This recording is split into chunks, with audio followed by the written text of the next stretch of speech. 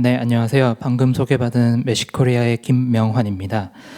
앞 세션 그 톡에서 이제 AWS를 이용해서 머신러닝을 어떻게 사용하는지를 자세히 설명해 주셨는데, 마침 저는 이제 그런 현재 구현된 기술들로 비즈니스에 어떻게 연결을 잘해야 되는지 이런 부분들을 이제 좀 거창한 제목으로 AWS를 구현하는 AI의 지름길이라고 이제 정해봤는데요. 뭐 제가 지름길을 확실히 찾은 건 아니고 이런 방향으로 했을 때 그래도 잘 되는 경우가 많았다는 차원으로 들어주시면 좋을 것 같습니다.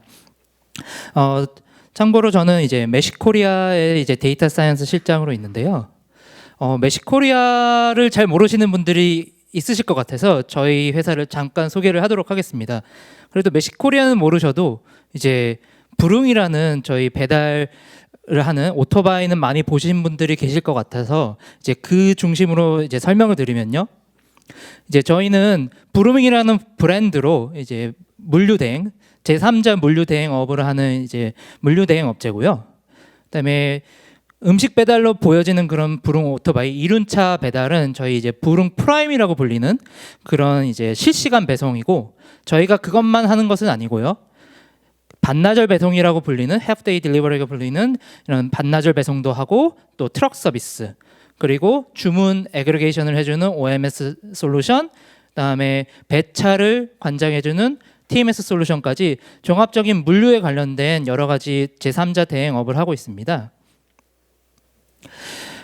뭐 저희가 플랫폼화돼서 저희도 이제 SaaS 기반으로 이제 많은 서브스크립션 베이스로 이제 운영이 되는데요. 기존의 시스템이, 기존 택배 시스템이나 물류 시스템이 뭐 주선사, 그리고 뭐 영업소, 뭐 콜센터 이렇게 파편화돼 가지고 굉장히 복잡한 시스템으로 있었는데, 저희가 그것을 모두 중앙화하는 플랫폼을 만듦으로써 많은 것들을 전문화하고 또 생산성을 높이고 또 더 좋은 품질을 제공하게 되어서 그 결과 이제 저희 이제 여러 가지 다양한 산업군의 빅 브랜드의 500개 그룹사와 이제 함께 협력해서 서비스를 제공하고 있고요.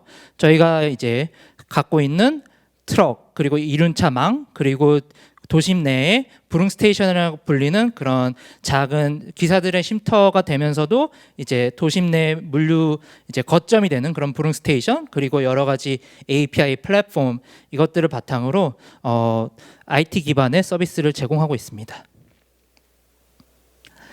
네. 저희가 아까 말씀드렸다시피 그런 음식 배달로 많이 알려져 있다고 말씀드렸는데, 그거는 너무 많이 알려져 있으니까, 그리고 나가시면은 쉽게 찾으실 수 있으니까 저희가 음식 배달 외에 다른 서비스들이 어떤 것들을 하고 있는지 몇 가지만 살짝 소개해드리도록 하겠습니다. 음식 배달 외에 이제 실시간 배송으로 가장 유명해진 것이 이제 작년에 런치했던 이제 올리브영의 오늘 드림인데요. 올리브영의 온라인 홈페이지 가시면은 이제 각 제품마다 오늘 드림이라고 표시된 상품들이 있습니다. 그 경우에는 만약에 온라인에서 주문을 하시면 바로 저희 이제 부릉 기사님들이 그 오프라인 상점에 가셔서 픽업을 하셔서 이제 실시간으로 배달을 해주셔서, 뭐 여기 보시면 아시겠지만 12분 만에 도착했다는 그런 트윗도 있고요. 그다음에 통닭처럼 빨리 배달한다, 그리고 1시간 내에 배달해서 너무 좋다, 이런 좋은 반응들을 많이 얻어서 계속해서 발전하고 있는 서비스입니다. 뿐만 아니라 이제 half day delivery에서 반나절 배송이라고 해서 저희 이제 신선식품 같은 경우에 뭐 점심 시간이 지났는데 오늘 저녁에는 삼겹살을 드시고 싶으시다거나, 혹은 다른 이제 더 상하기 쉬운 제품들, 근데 이제 오늘 저녁까지 좀 잘 배달했으면 좋겠다, 이런 상품들을 예를 들어서 오후 3시까지나 점심시간 이후에 주문하셔도 저녁 식사에 드실 수 있는 그런 반나절 배송을 제공하고 있고요. 이 경우에는 저희가 이런 대량의 물류는 이제 간선을 통해서, 4륜차 간선을 통해서 이동하고 마지막 라스트 마일만 이제 2륜차를 통해서 가장 실시간으로 배송하는 그런 서비스들을 제공하고 있습니다. 그래서 저희 99%의 물량이 4시간 내에 배달되는 그런 서비스를 제공하고 있습니다.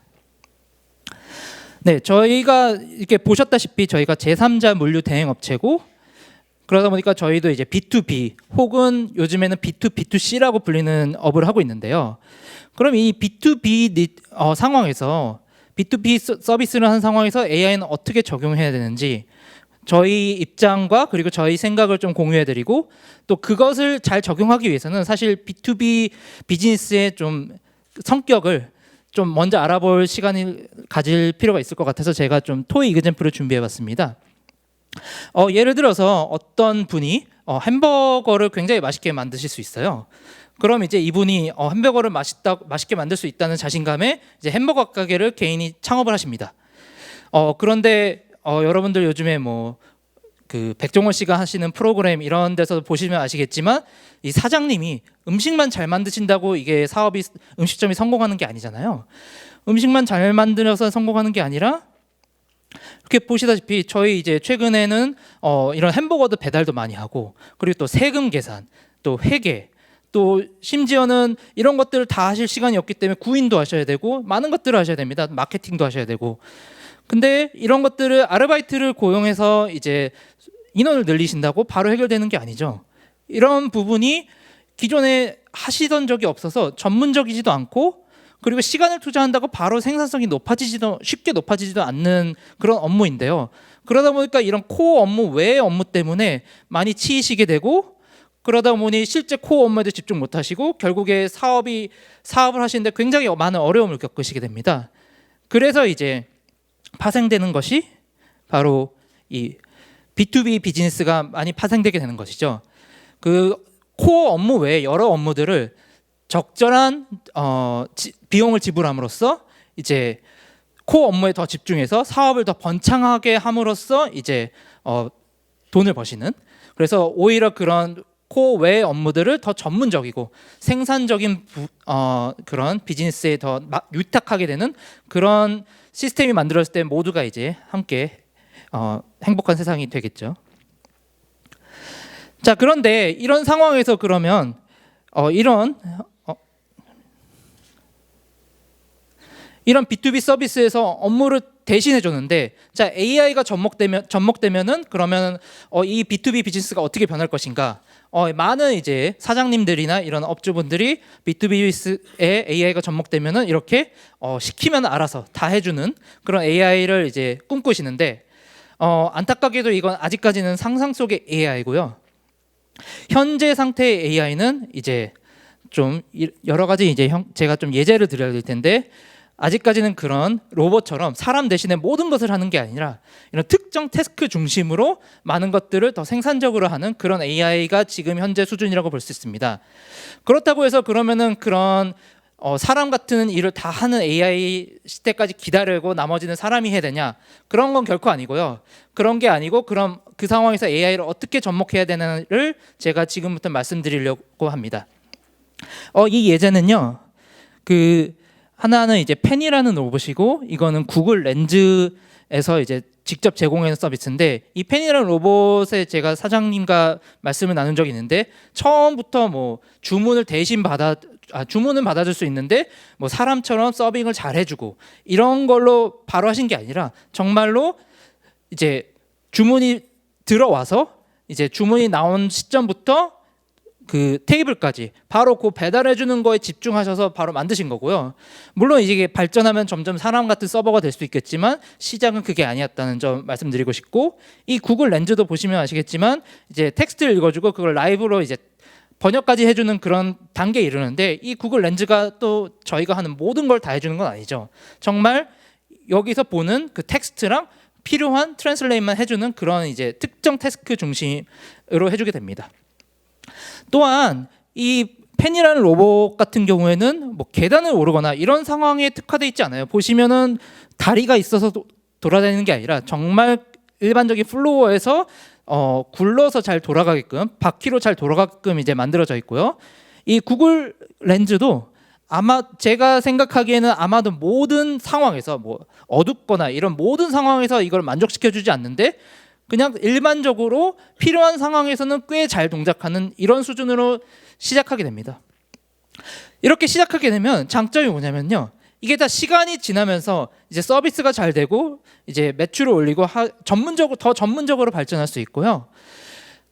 이런 전문적으로 발전하는 과정에서 사실 이 서비스가 처음 나올 때 AI가 굉장히 높은 수준으로 뭐 적정한 수준 이상은 되겠지만 매우 높은 수준으로만 시작할 필요는 없고 하지만 가장 중요한 거는 이 백엔드에 이 구글 렌즈나 아니면 이런 베어 로보틱스 이런 그 백엔드에 많은 기술들이 융합되어 있어요. 그 많은 기술들이 융합되어 있을 때 이거를 최종 엔드 프로덕트까지 어떻게 잘 적절히 조화를 시키느냐, 이게 가장 중요하다고 말씀드리고 싶습니다. 그래서 이 조화에 대해서 몇 가지 예제를 조금 더 드려볼 텐데요. 이제 이게 스마트 리플라이라고 불리는 부분인데, 뭐 메신저에서 이제 질문이 들어오면은 이제 이런 자동 완성 몇 가지, 3가지 정도 이런 옵션을 제공하게 됩니다. 이게 챗봇과 굉장히 비슷한 테크놀로지처럼 보이는데 굉장히 차이점이 한 가지 있습니다. 챗봇의 경우는 만약에 이 다음에 뭐가 나올지 한 50% 정도를 예측할 수 있다는 상황이라고 가정해 보면요, 사람들이 대화를 하다가 한 2번만 했는데 바로 잘못된 대답이 나오면 이거 채팅은 사람 같지 않아, 그래서 못 쓰겠네 이라고 생각하십니다. 근데 만약에 이런 3가지 옵션을 주고 이제 50%의 확률로 그걸 맞출 수 있다고 하면은 이 3가지 중에 하나가 맞을 확률은 90%에 육박하거든요. 그럼 이 90%에 육박하는 확률로 이거를 사용하실 때는 이거 굉장히 좋은 서비스라고 생각을 하세요. 이렇게 엔드 프로덕트랑 사실 현재 기술은 차이가 없는데 엔드 프로덕트랑 어떻게 조화를 이루느냐에 따라서 이게 좋은 서비스가 될 수도 있고 나쁜 서비스가 될 수도 있는 거죠. 그렇게 해서 이게 잘만 만들어지면, 예를 들면 처음에는 이렇게 3가지를 통해서 태스크 중심으로 하고 그 다음에 이런 특정 서비스로 했지만 이게 점점 더 시간이 쌓일수록 더 전문적이 되고, 그럼 정말 챗봇과 같은 그런 서비스를 만들 수 있는 기회가 생기는 거죠.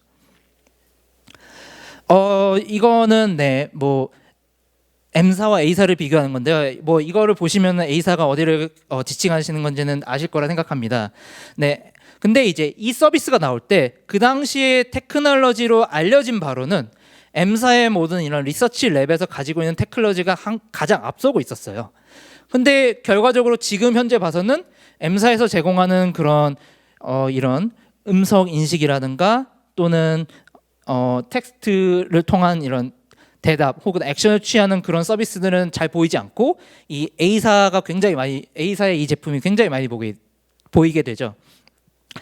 이것처럼 이게 처음부터 완벽한 기술을 가지고 서비스를 내놓을 때까지 기다리는 게 아니라 지금의 시대는 이제 적절하게 이제 서비스와 현재 테크놀을 조화시킴으로써, 그리고 적절한 기술을 조화시킴으로써 그 서비스를 먼저 내놓게 되고, 그것이 이제 더 전문적이 되고 더 발전할 수 있는 기회를 창출하게 되는 거죠. 그래서 이게 저희가 그런 사람 같은 로봇에 완벽해지기 기다리는 게 아니라 가장 어떻게 기회를, 현재 기술을 찾는 게 가장 중요하다고 보실 수 있습니다. 이제 마지막 예제로는 최근에 이제 뉴스가 됐는데요. 이제 법률 A의 알파로와 이제 변호사의 대결에서 알파로가 완승을 거뒀죠. 제가 이제 전에 듣기로는 이게 알파로가 전체 판결을 해주는 것이 아니라 사람과 조화롭게 해서 사람의 일을 필요한 문서를, 관련된 문서를 찾아주는 일에 집중해가지고 도와줬습니다. 그랬더니 이제 그때 참가했던 그 다른 변호사분들이 이건 게임이 안 되는 상황이라고 말씀하셨다고 해요. 즉 이게 사람을 적절히 도와주기만 해도 이 생산성이 급격하게 압도적으로 증가할 수 있거든요. 이렇게 생산성이 증가하게 되면은 이런 B2B 니즈나 이런 상황에서는 굉장히 높은 가치를 받을 수 있겠죠. 자, 그러면 제가 지금까지 이런 예제를 드렸는데, 저희 이제 메시코리아도 B2B 기업으로서 이제 어떤 시각을 가지고 그리고 어떻게 접근하고 있는지 좀 공유해드리겠습니다. 이게 아무래도 B2B 기업이다 보니까 그냥 저희가 여기 AI 좋은 알고리즘이 있습니다 하고 드렸을 때 이게 업무에 반영되기가 쉽지 않아요. 예를 들면 저희가 이제 기사님들이 계시고 저희가 이런 자동 라우트를 해주는 그런 알고리즘을 짜드렸으니까 이 라우트들을 가세요 라고 말씀드린다고 기사님들이 그 라우트를 따라가시는 게 아니에요. 즉 가장 중요한 거는 이런 업무 프로세스를 확립하고 이런 플랫폼의 이제 릴라이어비티를 갖출 수 있는 그런 프로세스 확립, 그런 업무 태스크의 순서, 그런 확립이 중요하고, 그 다음에 그를 통해서 이제 데이터 수집은 아까 세션에서 들으셨겠지만 굉장히 중요한 컴포넌트 중에 하나죠. 이런 적절한 데이터 수집이 이루어진 후에는 이제 서비스가 거듭될수록 저희가 그런 데이터를 축적하게 되고 또 AI를 적용시킴으로써 이제 점점 더 좋은 판단을 할 수 있게 되는 겁니다. 그래서 기존의 물류 시스템은 주로 이제 사람을 운영하는 그런 인력 운영 시스템이었어요. 그러니까 기존의 사람의 특히 베테랑 기사님들의 노하우가 축적되면서 그 개인의 노하우에 의존하는 시스템이어서 신입 기사님들 들어왔을 때 이제 그것들을 기존에 계신 분들께 이제 배우고 이런 시스템이었습니다. 그런데 지금 이런 물류 시장도 굉장히 빠르게 변하기 시작하고, 그리고 아무래도 이런 개인의 노하우에 의존하다 보니까 이런 노하우가 퍼져 있고 또 전수가 어렵다는 단점이 있죠.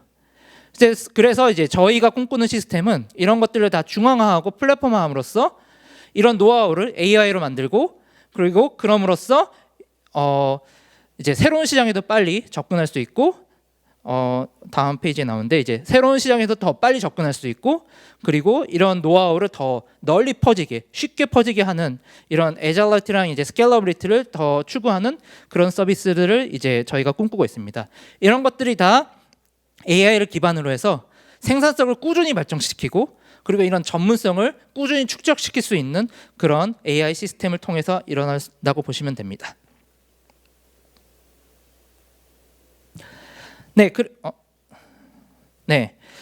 그래서 그러면 이제 그 중에 그래서 저희가 어떤 AI를 추구하고 있느냐, 그 중에 이제 예제는 어떤 것들이 있냐를 이제 살짝 설명드리겠습니다. 저희가 이제 보고 있는 AI 시스템 중에서 가장 큰 꼭지 중에 하나가 이제 탈숙련입니다. 아까 이제 말씀을 드렸던 기사님들이 이제 파편화돼서 노하우를 갖고 계신데 그거를 더 중앙화 집중함으로써 저희가 이제 시장은 빨리 발전하는데 기사님들이 쉽게 늘지 않으세요. 그러다 보니까 이런 기사님들의 늘어나지 않는 풀이 전체 시장의 성장을 저해하는 그런 요소로 작용할 수도 있는데, 그런 이제 그 기사님들 풀이 늘어나지 않는 가장 큰 이유 중에 하나가 진입장벽이 높습니다. 이런 노하우를 얻는 게 어려워서. 근데 노하우를 얻는 과정은 오래 걸리는데, 그래서 노하우를 얻는 과정에는 생산성이 낮아서 수입은 낮은데 안전 등의 문제로 굉장히 태스크는 어려우세요. 그래서 이제 전체적인 시장 공급망의 성장이 더딘데요. 그런 부분들을 이제 중앙화함으로써 예를 들면 조리 지연을 예측해 준다던가, 이 조리 지연이 중요한 포인트가 상점에 늦게 도착하면은 이 상점주들이 화를 내세요. 그래서 이제 왜냐면은 그 늦게 도착하면은 더 늦게 배달될 거고, 그리고 그것은 바로 음식의 품질에 직결되니까요. 반면에 상점에 이르게 도착하면은 기사님들이 화를 내세요. 왜냐하면 그 시간 동안 이제 기다리는 시간은 곧 돈이시거든요. 그렇기 때문에 이제 화를 내시기 때문에 이런 것들을 굉장히 적절하게 맞춰주는 게 중요하고, 이런 것들을 베테랑 기사님들은 다 머릿속에 대충 감으로 갖고 계세요. 근데 이걸 신입 기사님들이 와서 보시면은 굉장히 트러블도 많이 생기고 또 생산성도 낮아져가지고 수입도 낮아지게 되는 거죠. 그래서 이런 것들을 다 AI를 통해서 조리 지연을 예측하는 이런 것을 저희도 준비하고 있고요. 또 최근에 이제 런치한 것 중에 이런 배달 물류 시장이 기존에는 오더를 띄워주면은 각 기사님들이 경쟁적으로 다 필요한 오더를 골라가시는 구조였어요. 그러다 보니까 경쟁도 발생하고 또 이런 생산성이 낮으신 분들은 오더를 적절하게 가져가지 못하셔서, 그리고 또 항상 그런 좋은 오더를 가져가시기 위해서 위험한 상태에서도 오더를 선택하려고 노력하십니다. 그러니까 이런 안전 문제, 또 초기 기사님들의 낮은 생산성 문제, 이런 문제들이 발생하는데, 이런 것들을 다 이제 자동 배차를 AI를 통해서 해줌으로써 이제 휴대폰을 이제 평소에 위험한 상황에도 보시지 않으셔도 되고, 또 굉장히 객관적으로 나뉘어서 서로 감정이 상하는 일이 없고, 또 효율적으로 특히 평소에 생산성이 낮으셨던 분들이 효율적으로 이제 배정을 받으셔서 수입을 더 가져가실 수 있는 그런 구조를 만들어줄 수 있죠. 자, 지금까지 저희의 이제 AI 혹은 전체 B2B 비즈니스 AI 방향에서 말씀드렸는데, 그러면 AWS가 어떻게 조화를 이룰 것인가? 저희도 AWS 굉장히 많이 사용하고 있고요. 저희 입장에서는 AWS가 꼭 필요한 그런 B2B 솔루션인 거죠. 저희가 집중하고 있는 것은 이런 플랫폼, 그리고 그런 물류망, 이런 것들인데, 뭐 백엔드에 뭐 세이지메이커라든지 혹은 S3 뭐 이런 EC2 같은 이런 서비스들은 저희가 만약에 직접 한다고 한다면은 저희의 전문 분야가 아니기 때문에 또 굉장히 많은 오버헤드를 가지게 되는 거죠. 이런 것들을 다 이제 AWS를 통해서 저희가 서브스크립션 베이스로 사용함으로써 적은 휴먼 리소스로도 이런 것들을 바로 고도화된 서비스를 바로 운영할 수 있다는 장점이 있고요. 뿐만 아니라 이제 오토스케일과 같은 여러 가지 이제 방편들로 스케일러비티를 바로 쉽게 이룩할 수 있고, 또 어떤 시장이 빨리 변하고 또 어떤 서비스를 빨리 내놓을 때 많은 투자를 처음부터 하는 것이 아니라 적절한 투자를 통해서 일단 프로토타입을 빨리 내놓고, 또 그거를 통해서 프로토타입이 성공하면 이제 그때 또 투자를 하게 되는 그런 구조를 이게 쉽게 그릴 수 있습니다. 그래서 결론적으로 말씀드리면, 저희가 아까 이제 프로세스랑 데이터, 이런 AI 이 단계별로 확립하는 게 중요하다고 말씀드렸는데, 이 단계들이 다 이제 처음에는 프로세스에서 이제 전문적인 성장으로 갈 수 있는 그런 단계를 발판을 마련해 놓고, 이제 데이터를 쌓으면서 이제 기술을 융합시켜서 더 좋은 서비스를 내놓으면서 이제 데이터가 쌓이고 저희가 AI 알고리즘을 적용함으로써 생산성을 높이고, 궁극적으로 그 생산성이 이런 애자일리티랑 스케일러비리티에 이제 활용될 수 있는, 그래서 그것을 얻음으로써 더 여러분의 서비스가 더 번창할 수 있는 기회를 마련할 수 있고요. 이런 과정에서 이제 초반에는 뭐 AWS 스태텀 같은 이런 프로그램에서 도움도 받을 수 있고, 이런 많은 이런 지금 테크시프트 같은 프로그램도 많이 활용할 수 있고요. 이제 기술 융합 생산성으로 가는 과정에서는 바로 이제 AWS에 단계 필요한 서비스를 바로바로 사용하심으로써 마켓에 빨리 진출하시고, 궁극적으로 마켓에 빨리 진출해서 생산성을 더 빨리 올릴 수 있는 그런 기회를 잡으실 수 있습니다. 네, 제 발표는 여기까지고요. 들어주셔서 감사합니다.